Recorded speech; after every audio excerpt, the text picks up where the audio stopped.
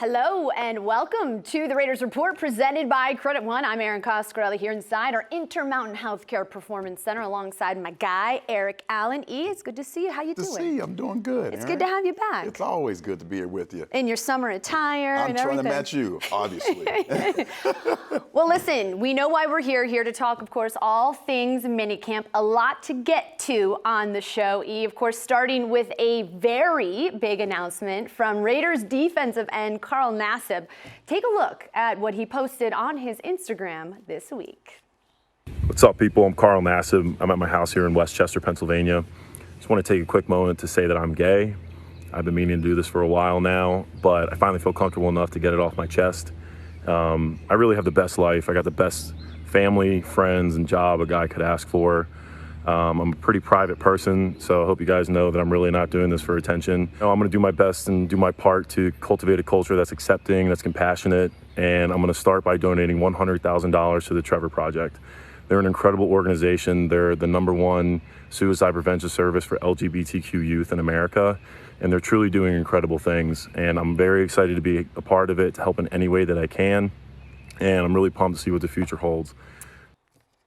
This was really cool to see. I'm sure not easy for Carl to do, but obviously donating $100,000 to the Trevor Project and really opening the door for potentially other players to speak out about this. How did you react to it when you saw it? We all know how difficult it can be when you're different. And again, congratulations to Carl, feeling comfortable, feeling free enough to be able to announce that. And again, this organization could say it no better than what they said. You know, Mr. Davis saying it's 2021, and it doesn't change my mind on him as a Raider and as a man. And then John Gruden talked about, you know, what makes a man different makes him great. So again, I can just congratulations to him and going forward, see how this Raider team does. He's with a great unit, you know, those defensive line guys, they have to get after it this year. It was so cool to see the support from not just the league, Raiders players, the Raider organization as a whole. So it was really quite an honor to be able to hear him say that, and very cool indeed. I agree with you there, Well, now look, while Nassib was making history, head coach John Gruden was saying goodbye to his players for the summer, of course, as minicamp wrapped up this week. You had an opportunity to be there up close and personal. I'm gonna need you to spill the tea, sir. What was your biggest takeaway from that? That's gotta be cool. Erin, there was so much energy out there. You know, it was great being on the sideline, seeing the guys get after it. The tempo, what really stuck out to me, the coaches being able to get these young players to understand what it's gonna take to be a Raider, particularly on the defensive side of the ball, because you have a new coach, you have a ton of new players, have great equity in the defensive backfield. Like I said, they have 15 D linemen. So, I mean, the competitive nature, but really what stuck out was the tempo. The coach is doing just a great job. Gus with his great energy. We saw the interview, you know, a couple months ago. Same type of energy he had in this mini camp. I thought the players did an outstanding job of adjusting to the different coaching philosophies and styles, but it was just exciting being there, seeing all those young players getting after it, you know, really the communication you could hear. And that's the one thing that I really missed from last year, not hearing the guys, the chatter, you know, and the competitive nature and John getting after it. It was really exciting. And you mentioned young players, a lot of new faces. What would you say, is the importance of minicamp? What is the importance of it? And Erin, I think once you have a new staff, you have to figure out how you're going to be coached and then how those players respond to tough coaching. And that's the most important thing as a player, understanding kind of where your role is, where you fit in for a football player is just critical to be able to understand how your coach is going to coach and how you respond to those things. Sure, and getting used to those faces, like you said, getting used to Gus Bradley being the guy kind of yelling at you and taking charge, and I'm sure very fun for guys and like you to be there up close and personal, Mr. Eric Allen. All right, we got plenty more on the show. Coming up next, is bringing Kenyan Drake really going to make JJ a better running back? We're going to discuss that. You're going to want to stay tuned. We'll be right back. Out here, you know, in minicamp, just time on task, man. The more reps, obviously the more chemistry, the more communication, and the better we'll be. Minicamp day one, let's get it.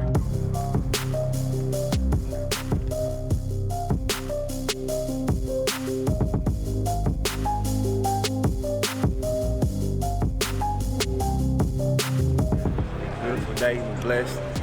Come out here and be great. I would say this is the first off season I really just put my head down and just really just focused on one thing. And so it's been a long journey, but it's gonna pay off. Let's get it, man. 1, 2, 3. 1, 2, 3. Bring it on, man. Bring it on, man. Bring it on. Trying to stay consistent and trying to find a routine for myself and just coming in here every day and trying to work hard. That's about it.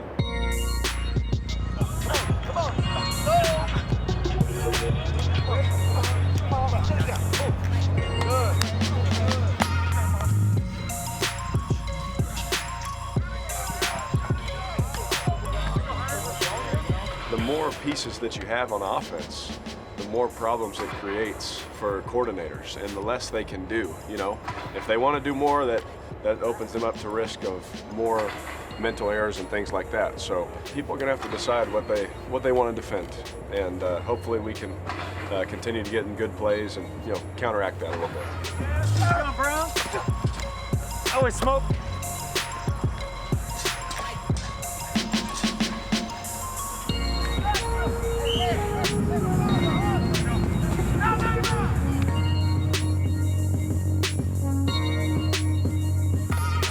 Here we go. Hey, 3rd down is 4.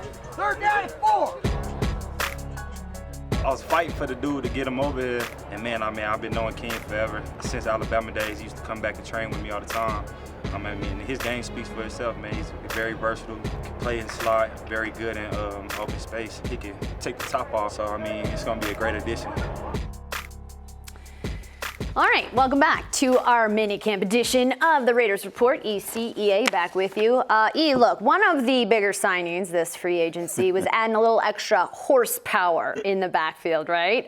Raiders, of course, signing fellow Bama back, Kenyan Drake. And so a lot of people heading into free agency, out of free agency, were kind of wondering, how's this going to work? Josh Jacobs, Kenyan Drake, both kind of #1 guys. Right. How is this tandem going to look in your opinion? Wow, you heard talk about it, Josh, is about the versatility of Kenyan Drake, the speed, the ability to line up in the slot. And more than that, you just have to find a way to have a back that can come in and is not a fall off. You need to be stronger as the season goes on. And with John, he understands that running the football is going to be the key to success of this football team. Wherever John's been, it's all about running the football, right? And having versatility at the running back spot. But again, when you talk about this season, because of 17 weeks now, Erin, later in the season, you can't have that fall off. You have to be able to have that running game really be the essential piece to this offense, and everything feeds off of that. And I think that's the most important thing here, is not to have a fall off. Have a guy who's versatile, who can come in and catch the ball, but again, have those kind of rushing totals and touching the ball 20+ times a game if need be. Yeah, and that was a really great point he made, is we've got an extra game this season. Oh, so boy. Josh Jacobs, who is a workhorse and wants to get in, now has somebody that can be a complementary piece. And like you said, has that versatility. This is a guy that played a little receiver at Alabama, likes to catch the ball out of the backfield. So I think a lot of people are going to be excited what this 1-2 punch is going to look like, especially a guy by the name of John Gruden. And you saw that because of the offensive line and the way they tinkered with it this offseason. 2 starting returners from last year only going to be on this team, but they made an impact with that first round selection in Alex Leatherwood, arguably the best run blocker in the draft. Is that what you think? And again, the Raiders take this as saying the fundamental piece of our organization on the football field is the running game. How we can support that running game and be able to help Derek Carr is providing him with an outstanding offensive line. Okay, so the Leatherwood, in some people's analysis, like he should have been taken later.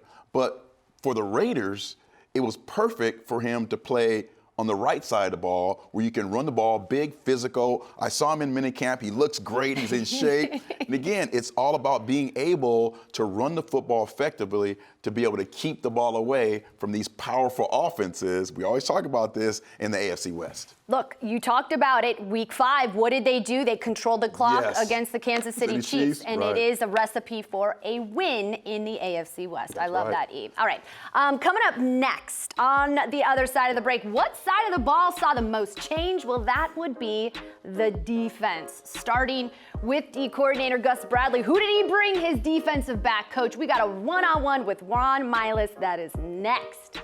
You caught up with him. I'm excited. This segment of the Raiders Report has been brought to you by Twitch Watch. Discover. Join in. The Raiders Report has been brought to you by Credit One Bank, the official credit card of the Raiders. Welcome back to the show. Raiders minicamp concluded this week. And of course, we had a chance to catch up with one of the newest additions to the coaching staff, defensive backs coach Ron Milus. This is a guy with, 20 plus experience in the NFL at the secondary position. He's bringing so much wisdom over, and he's coached some outstanding Hall of Fame players. So he's going to be able to get in with that really cohesive message with Gus, because he's been with Gus for so long, and just bring a really solid message to the defensive back room. And I'm pretty sure there's not a person or a scheme that he hasn't really went up against and had success with it. So I'm really excited to have him on the staff. Yeah, and the defensive backs are a priority this year for us. And let's take a look at your one-on-one with defensive back coach Ron Milus. I tell you, this game, playing DB, has become more difficult each year with the rule changes. How have you been able to adapt your coaching style to being able to help your players, reach their potential in this game where, your flag if you look at a guy? Well, I think also, you got to adjust, but it's still the same game. I like our guys to try to be aggressive. And at the end of the day, if they get one on them, okay, now we make our adjustment. I don't go in thinking, okay, let's not touch this guy. No.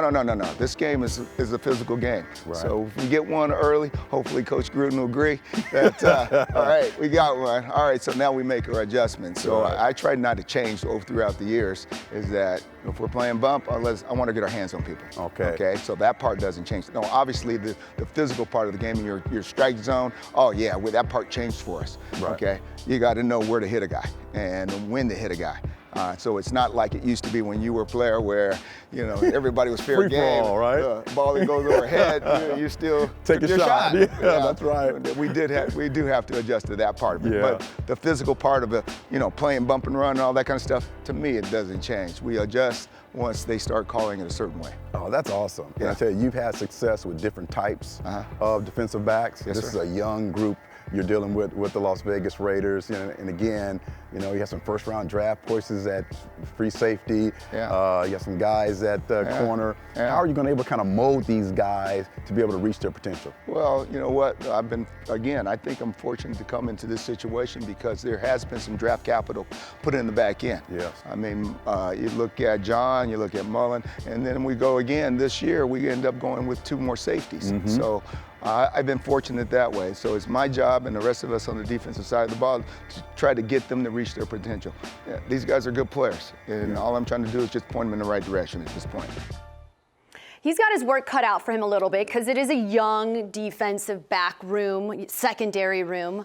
But there is a lot of competition, and that was what Mike Mayock and Gruden wanted, was to have the guy that rises to the top be the starter. Yeah, and I think it's important to have Ron there to kind of echo that same message about schemes, about opportunities against the AFC West, which he has been a part of, coaching with the Los Angeles Chargers. More importantly, though, maybe, is bringing a guy like Casey Hayward over from the Chargers, who's been in the Pro Bowl, who's been a great veteran, to teach some of these young players to be a pro. And that's so critical that you're able to take those next steps. Yes, you've made it. You're here in the league now. You're collecting a check. But now it's time to become a professional. And Casey, along with Coach Milus and Coach Bradley, are going to be able to kind of show them the way, how you become a professional, particularly in these times that we have off.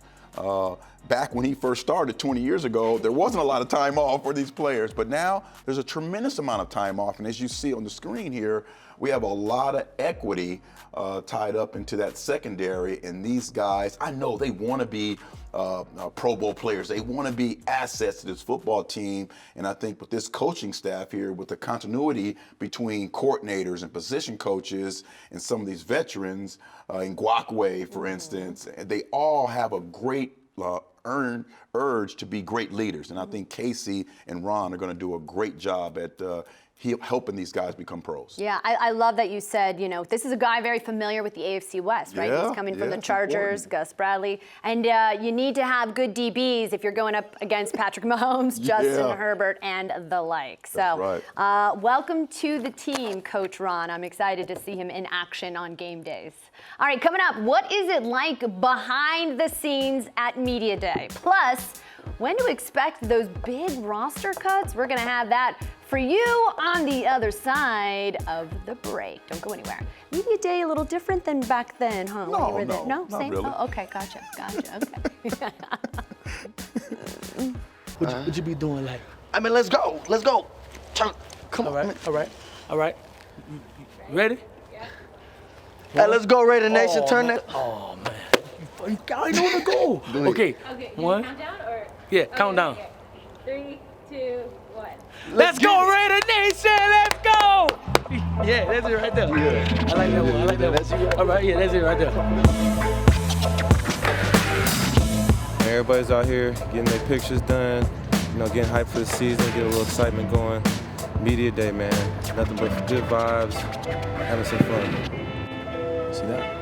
Okay.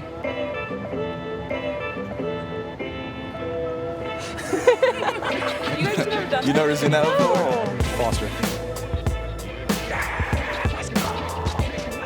We're just doing a couple shoots, getting some stuff ready for TV, taking pictures, a lot of photographs, poses, fun questions being asked by our staff, and we're kind of just doing the whole behind the scenes thing. It's cool, it's a fun time. Yeah, check it out.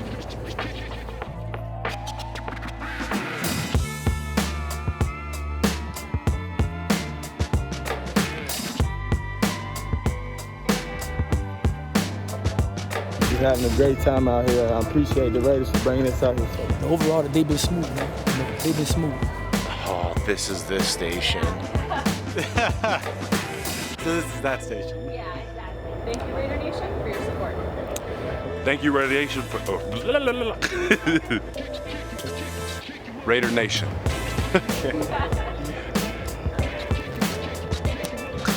Did you get that? You don't want to miss that. That's the intro. Like Johnny Bravo. When I say silver, you say black. Silver, black, silver.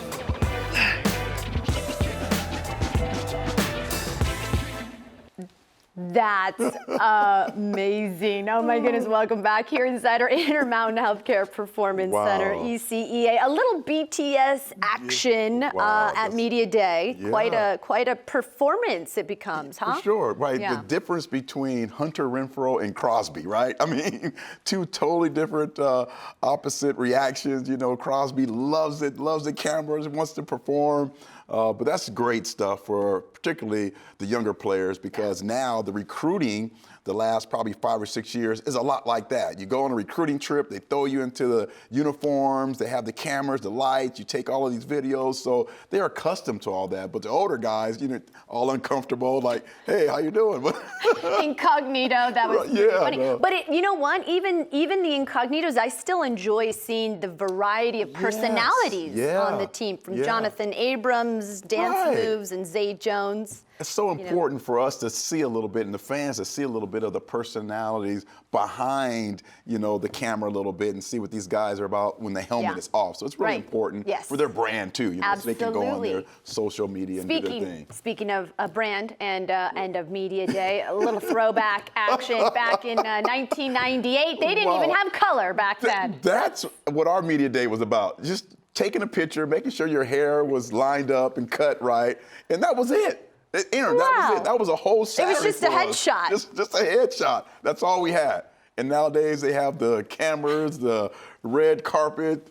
Man, They don't even tell you when it's media day. Right, They you just just show say, up. today's the day. Yeah, We're going to take and a then if the picture. important guys weren't ready to have the haircuts, they'd postpone it.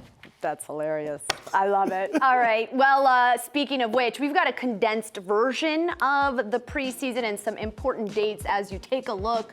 Right there, the regular season getting an extra game. So 3 preseason games for players to kind of show their stuff, make the team. Yeah, hopefully. it's important. All those dates for those guys that are going to be backups and hope to be's to make the team. So a lot of playing for those guys. Only 3 preseason games, so it's going to be short. You got to perform early. Right. Well, at least they're getting a preseason. Yes, which that's important is for a young team. Because, right, for a young team, especially our team that is particularly young, they want to show their stuff and see what they're made of and hopefully make the roster. That's right. Yeah. A lot of coaching, too.